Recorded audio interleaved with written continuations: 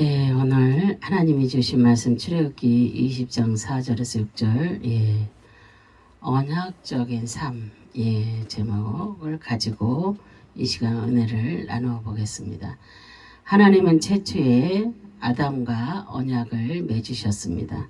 그 언약은 아담 개인에게 적용되는 것이 아닙니다. 모든 인류에게 적용되는 것입니다. 그래서 아담은 인간을 대표하는 인물입니다. 그래서 아담이 범죄함으로 인간은 모두가 원죄를 가지고 태어납니다. 오늘 본문의 말씀은 하나님을 미워하는 자들에게 내려지는 벌이 아버지로부터 3, 4대까지 이르는 저주에 관한 기록을 볼 수가 있습니다. 아버지로부터 3, 4대까지라면 이제 모든 대가 끊어진다고 볼 수가 있습니다. 아버지의 잘못된 신앙의 삶이 3, 4대에 걸쳐서 하나님의 저주가 임한다는 것입니다. 문자적으로 보면 그렇게 생각할 수 있습니다. 그러면 자식이 온전하고 거룩하게 살아도 하나님의 저주는 4대까지 무조건 받아야 하는 것인가? 그렇지 않습니다. 본문의 말씀은 언약적 삶의 의미를 말씀하고 있는 것입니다. 하나님의 언약은 사람과 맺으실 때 개인과 맺지 않으시고 인류 전체 혹은 그 가족과 맺으십니다. 내가 선악과를 따먹지 않았지만 인류 전체의 언약을 맺었기 때문에 언약은 계승되는 것입니다. 그래서 하나님께서 아브라함과 언약을 맺으실 때 그 언약이 이삭과 처음부터 새롭게 언약을 맺지 않으시는 것은 아브라함과 언약이 그 연장선에 있기 때문입니다. 그렇다면 그 본문에서 말씀하시는 언약은 어떤 언약이며 그 언약이 미치는 대상은 누구인지 알아보는 시간을 갖겠습니다. 첫째, 하나님의 언약은 그의 백성이 새긴 우상을 만들지 말라는 언약입니다. 출애굽기 20장 4절에 너를 위하여 새긴 우상을 만들지 말고 또 위로 하늘에 있는 것이나 아래로 땅에 있는 것이나 땅 아래 물속에 있는 것에 어떤 형상도 만들지 말며 그러셨어요. 시내 산에서 이스라엘 백성이 받은 계명 중에 이 계명이 우상을 만들지 말라는 것입니다. 그리고 하늘과 땅과 그 물속에 있는 것에 그 세김의 그 세계의 그 공간을 지명하시면서 어떤 형상도 만들지 말라는 하나님의 그 명령입니다. 그래서 만들지 말라는 것은 일하다 행하다 만들다 형성하다 이룬다는 뜻입니다. 하나님은 이스라엘 백성을 향하여 제의적 우상은 어떤 것도 만들지 말라고 그렇게 말씀을 하십니다. 그리고 그것이 예배의 대상이 하나님의 형상일지라도 만들어서는 안 된다는 것입니다. 인간은 누구나 종교성을 가지고 있습니다. 그래서 그 대상에 스스로 우상으로 만들고 섬기게 되는 것입니다. 그래서 인간은 그 형태의 지배를 받게 되는 것입니다. 그래서 우상은 자신을 위하여서 만들어지기 시작합니다. 우상은 언제나 중심이 나로부터 시작되는 것입니다. 그래서 평상시에 부모에게 효도를 다하지 못한 자들이 부모가 돌아가시면 무덤을 크게 웅장하게 하고 비석을 세우는 것은 부모를 위하는 것이 아니라 사람들 앞에서 자신을 나타내기 위한 것임을 우리가 알아야 됩니다. 부모님이 돌아가셨는데 이미 돌아가셨으면 천국과 지옥이 있잖아요. 그 죽은 자는 말이 없는 것입니다. 죽은 자 한 번 죽으면 끝이 나는 것입니다. 그런데 그냥 크게 산소를 만든다고 해서 무슨 좋은 일이 일어나는 것도 아니고 그것은 자기들의 그 모든 것을 나타내기 위해서입니다. 어머니의 산소, 아버지의 산소, 내가 이렇게 아름답고 멋지게 웅장하게 만들어서 저 자녀들은 참 대단한 사람들이야. 사람들이 그렇게 볼 거 아니에요. 그러니까 그거는 나를 나타내기 위해서 그래서 모든 것은 나 중심으로부터 생겨나는 것입니다. 그래서 제가 어느 기도원을 옛날에 갔는데 그 기도원에 정말로 이렇게 막 산소가 입구에 어마어마하게 많이 있습니다. 그거는 아닙니다. 하나님이 절대로 기뻐하시지 않습니다. 그리고 또 어떤 기도원을 가보니까 거기는 그 뭐라 그러죠? 사람이 죽으면 갈아서 이렇게 해 놓는데 그런 곳을 또 만들어 놨더라고요. 이제 돈 받고 하는 거죠. 그것도. 우리 일반인들도 죽으면 이렇게 뭐 산소를 얻는다든가 아니면은 그 어디에 이렇게 거기를 뭐라 그러지? 그게 생각이 안 나네. 낙골당. 낙골당을. 그래서 낙골당을 그렇게 만들어서 돈을 받고 있어요. 그래서 그게 너무나 참 그건 하나님의 뜻이 절대로 아닙니다. 그래서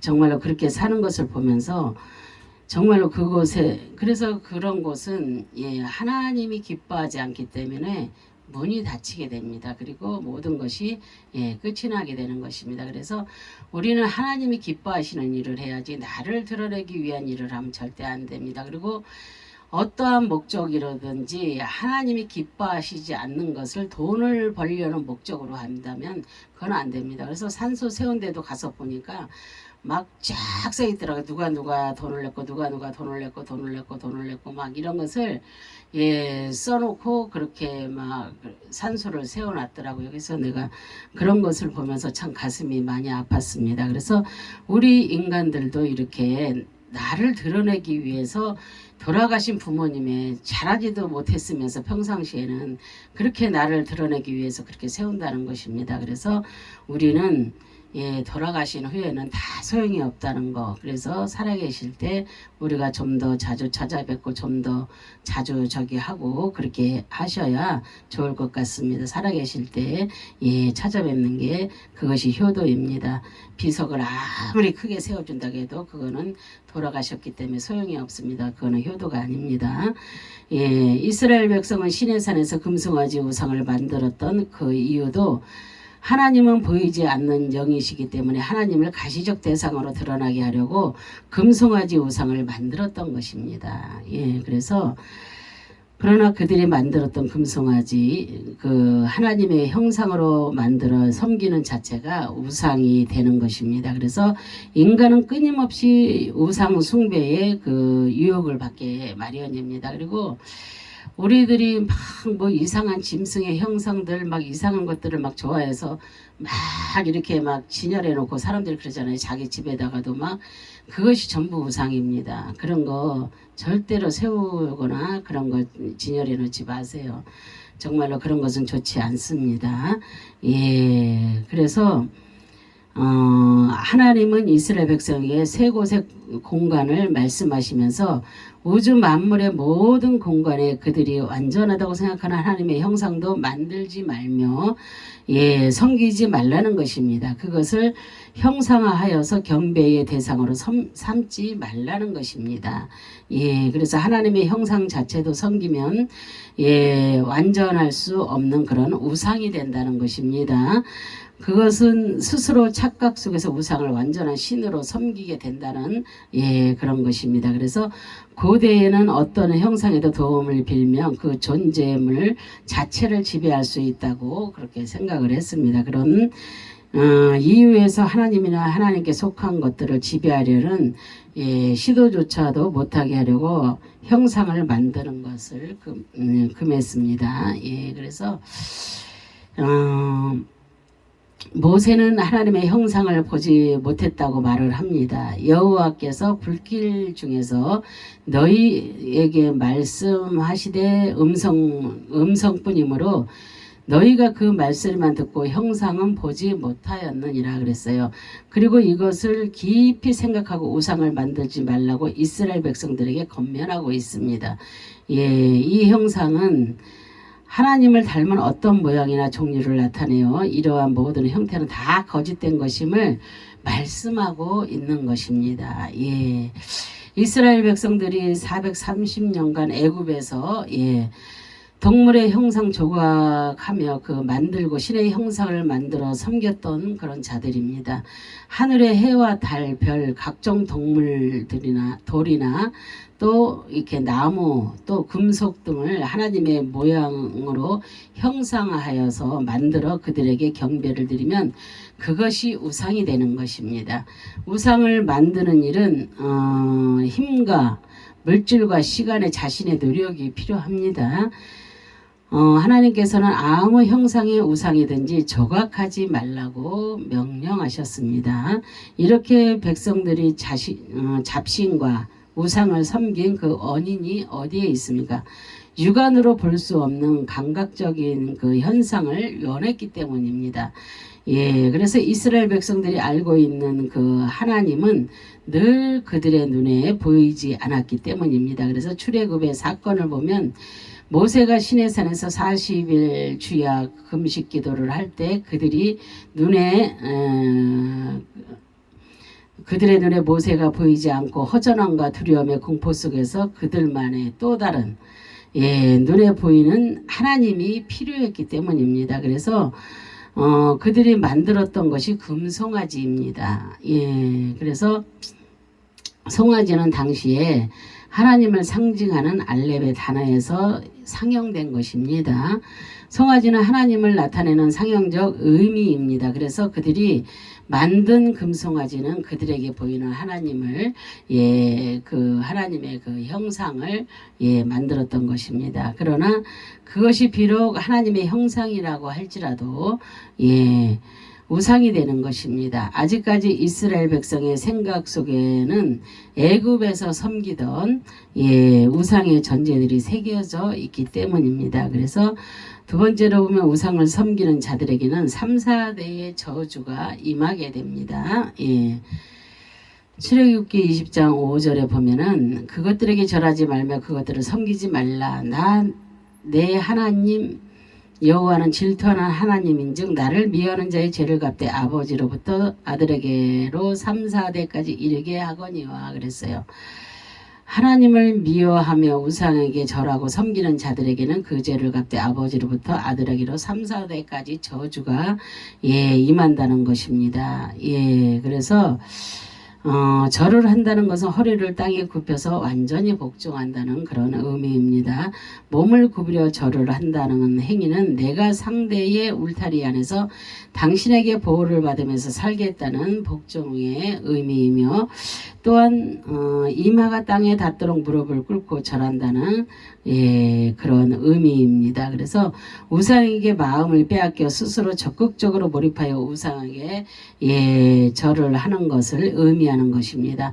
우상을 스스로 섬김으로써 아버지로부터 3, 4대가 그 죄값을 져야 됩니다. 그래서 하나님은 모두 우상에게 영원토록 절을 하지 말라고 그렇게 말씀을 하고 있습니다. 그래서 우리가 이렇게 하나님의 말씀을 듣고서도 다른 것 지금도 우상을 얼마나 많이 섬깁니까? 정말로 우리나라 대한민국뿐만이 아니라 세계 각각 도처에서 많은 우상들을 섬깁니다. 그리고 내 안에 우상을 섬기는 사람들도 있고요. 그래서 그런 우상을 섬기게 되면 하나님께서 3, 4대까지 저주가 임한다는 것입니다. 그런데 저주가 임하면 3, 4대까지 임하면 어떻게 돼요? 이제 끝이 나는 것입니다. 그 대에서는 그래서 인간은 아담의 원죄로 말미암아 타락하여 하나님의 형상을 따라 창조되었으나 불순종으로 자유의지를 상실하여서 완전한 그 우상의 노예가 되고 계속 우상을 섬기면서 우상에게 힘쓰고 지키며 살아갈 수밖에 없는 그런 상태를 의미하는 것입니다. 그래서 그것들을 섬기지 그랬잖아요. 그래서 일하다, 봉사하다, 지키다, 섬기다는 뜻입니다. 그래서 인간은 아담의 원죄로 말미암아 타락하여서 하나님의 형상을 따라 창조되었잖아요. 그죠?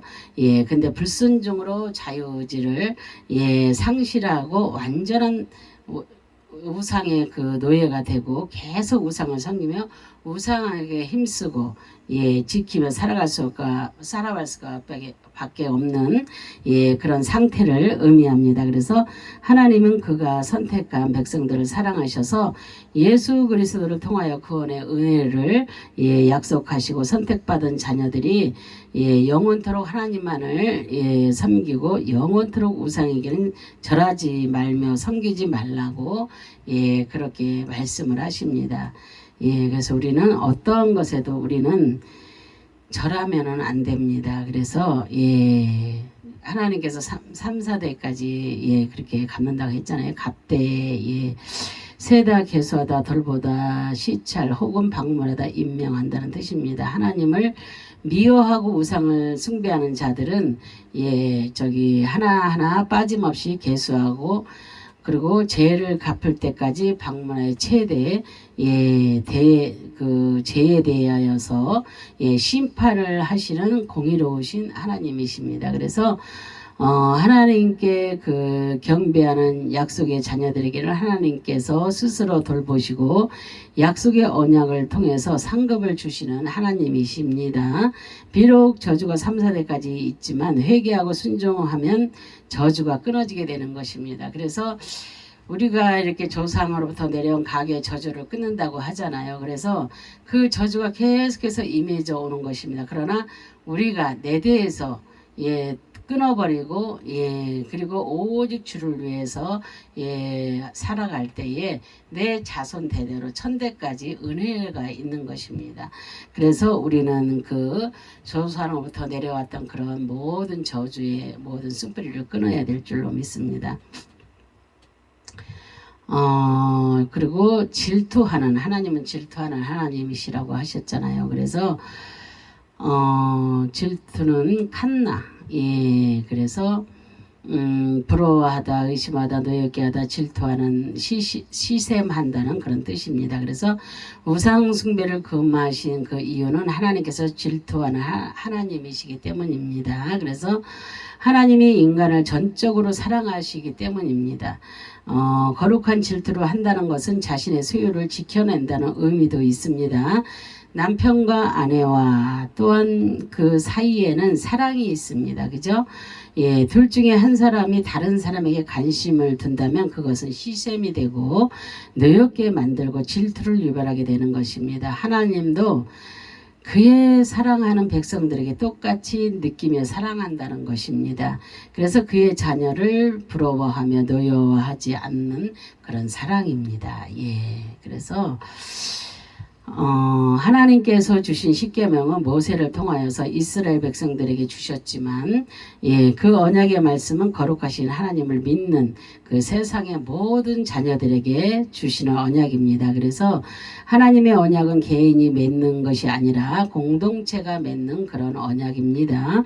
3, 4대에 미치는 저주나 천대에 이르는 복은 가계적으로 미치는 차원을 넘어서 언약적 차원에서 말씀하신 것을 알아야 될 줄로 믿습니다. 조상이 저주받는 그런 잘못을 했다면 나는 어쩔 수 없이 그 저주 아래 있는 것이 아닙니다. 그리고 언약의 복과 저주의 특징은 그것이 항상 언약적이라는 데 있습니다. 언약적이란 하나님께 순종할 때 복을 주시고 하나님께 불순종할 때 저주가 임한다는 것입니다. 아담의 불순종이 전 인류에게 미치는 것이 되었지만 예수 그리스도의 언약적 백성이 되었고 그 대속의 은혜를 말미암아 저주가 아니라 복의 사람이 되었다는 것입니다. 그래서 3, 4대에 이르는 저주가 임했다고 해서 그것이 나에게 무조건 임하는 것으로 생각해서는 안 됩니다. 하나님의 말씀에 순종하면 저주의 심판을 피하고 생명의 복을 얻게 되는 것입니다. 그래서 우리가 이제 그것을 깨닫고 알 때에 모든 삶이 달라지는 것입니다. 우리가 그것을 모르고 나는 저주받은 사람이야 그리고 하나님을 모르는 채하고 그냥 삶을 엉망으로 살게 되면 그게 저주받은 인생이지 무엇이겠습니까? 그러나 내가 내 부모에 대해서 저주를 받았을지라도 내가 그 저주를 주님 앞에 정말로 축복으로 돌려놓으리라 하고 온전히 주님께 임하는 그런 마음을 가지고 있다면 저주가 축복으로 변하는 역사가 일어나는 것입니다. 그래서 성경을 문자적으로 해석해서 공포심만을 조장하는 그 무속적 그 저주가 되어버렸습니다. 그래서 성경이 같은 해석을 지지하지 않습니다. 우리가 하나님 앞에 온전히 말씀을 지키고 살면 그것이 바로 언약적 삶이라는 삶이 되는 것입니다. 그래서 우리는 말씀을 잘 듣고 잘 이해하고 잘 깨달아야 될 줄로 믿습니다. 예레미야 31장 29절에 보면은 그때 그들이 말하기를 다시는 아버지가 신포도를 먹었으므로 아들들이 이가 시다 하지 아니하겠고 그랬어요. 아버지가 신포도를 먹었는데 아들이 이가 시다고 말하지 아니한다는 것입니다. 이스라엘 백성들이 포로로 잡혀갔을 때 자기 부모들의 죄로 이런 고통을 당한다고 생각을 했습니다. 그래서 자신들의 죄가 아닌 부모의 죄로 저주가 임했다고 그렇게 생각을 했습니다. 그러나 성경은 부모의 죄가 아니라 자신들의 죄 때문이라고 그렇게 말씀을 하고 있습니다. 자신들이 하나님을 미워하고 순종하지 않았기 때문입니다. 그래서 하나님의 저주는 그의 말씀에 순종할 때 떠나가게 되는 것입니다. 그래서 그러나 순종하지 않을 때 그 저주가 3, 4대까지 임하게 된다는 것입니다. 그래서 우리는 정말 이런 모든 말씀을 깨닫고 즉시로 순종하고 하나님 앞에 무릎을 꿇을 때에 하나님께서 내게 있던 그 모든 저주가 떠나가게 하시는 것입니다. 그래서 셋째 계명을 지키는 자에게 천대까지 은혜를 베푸는 것입니다. 그래서 출애굽기 20장 6절에 보면 나를 사랑하고 내 계명을 지키는 자에게는 천대까지 은혜를 베푸느니라 그랬어요. 천대까지 하나님의 은혜를 입은 자는 하나님을 사랑하고 주시는 계명의 말씀을 온전히 지키는 자들만이 받는 것입니다. 그래서 사랑하고 아헤브 사랑하다 좋아하다 사랑스럽다는 뜻입니다. 아헤브 한 사람만 바라보는 그런 사랑입니다. 그래서 우리가 하나님을 사랑한다는 것은 다른 우상을 마음에 품지 않고 오직 하나님만을 마음에 두고 살아가는 것을 의미하는 것입니다. 마치 종이 그 주인의 지배하에 남아있기를 원하는 주인에 대한 특별하고도 강한 애착심을 나타내며 좋아하는 그런 상태를 의미하는 것입니다. 그래서 주인을 경외하며 두려워하는 마음의 절대적 의지를 우리 말하는 것입니다. 그래서 하나님을 사랑하는 자들은 그를 존중하며 또한 존경하고 복종하는 그런 삶을 살 것을 결단하는 그런 마음입니다. 그 안에 오직 한 분이신 하나님을 섬기는 마음입니다. 이것이 하나님을 사랑하는 그런 마음입니다. 지키는 자에게 지키다, 준수하다, 보존하다, 감시하다, 주의한다는 뜻입니다. 그래서 지키는 자에게는 사마르, 그래서 사마르는 큰 주의를 하여서 행한다는 그런 의미입니다. 특히 면밀하고 부지런히 준수한다는 그런 의미입니다. 그래서 계명을 지키는 자는 언약의 그 의무, 율법, 법규 등에 면밀하게 주의하여서 지킨다는 것입니다. 그래서 계명을 지키는 자는 단지 이론만의 문제나 마지못해 추중할 문제가 아니라는 것입니다. 마음에 시작하여 그 마음이 끝까지 변함없는 그런 주의가 필요합니다. 그래서 계명을 자기 마음에 보존하는 것이 중요합니다. 그래서 계명을 따라 온전히 지킬 때 하나님이 기뻐하시는 것입니다. 하나님을 마음 깊이 사모하고 인정하고 신뢰치 않는 그런 자가 하나님께서 요구하시는 명령을 온 마음에 기울여 준행할 수 없는 것입니다. 그래서 지키다는 그런 말은 마치 울타리를 쳐놓고 그 속에 담긴 내용물을 안전을 위해 온 신경을 쓴다는 뜻이 들어 있습니다. 즉 하나님을 사랑하는 자는 이처럼 하나님의 계명을 지켜나갈 수 있는 그런 것입니다. 그래서 베푸는이라 그랬잖아요. 아사입니다. 그래서 일하다, 행하다, 만들다, 형성하다, 이룬다는 뜻이 담겨 있습니다. 하나님의 진노가 후대에 미치는 영향에 비교해 하나님께서 주시는 그 은혜는 훨씬 더 지속적입니다. 천대, 단순히 후손의 대수만을 가리키지 않고 그 후손에게 미칠 유익한 복들과 그 긍정적인 영향력까지 포함하고 있습니다. 이런 사실만 보더라도 하나님께서는 인간의 그 죄로 인하여 심판을 받기보다는 회개하여서 구원의 은총에 이르기를 더 기뻐하시는 분이신 것을 우리가 알 수가 있습니다. 그래서 하나님께서 베푸시는 천대는 우선 한 사람에게 계명을 잘 지키고 하나님이 주변에 수천 명에게 은혜를 베푸시는 것도 아니요, 부모가 잘 지킨다고 천대 후손까지 은혜를 베푼다는 것이 아니기 때문입니다. 그래서 하나님의 은혜와 징벌은 연좌제처럼 그 부모의 의나 그 죄로 인해 후대에 영향을 끼치는 법은 없습니다. 오직 한 개인과 하나님과의 1대1의 관계성만 결정됩니다. 그래서 하나님께서 천대까지 베푸시는 은혜도 기계적으로 임하는 것이 절대 아닙니다. 그래서 하나님의 언약의 삶을 통하여서 순종하는 자에게 임하는 것이고 그 약속은 반드시 지켜야 됩니다. 그래서 천대의 복도 지키지 않는 자에게는 하나님의 저주가 임하게 되는 것입니다. 그래서 내가 아무리 잘 믿는다고 내 남편이 복을 받거나 내 자녀가 복을 받는 것이 아니라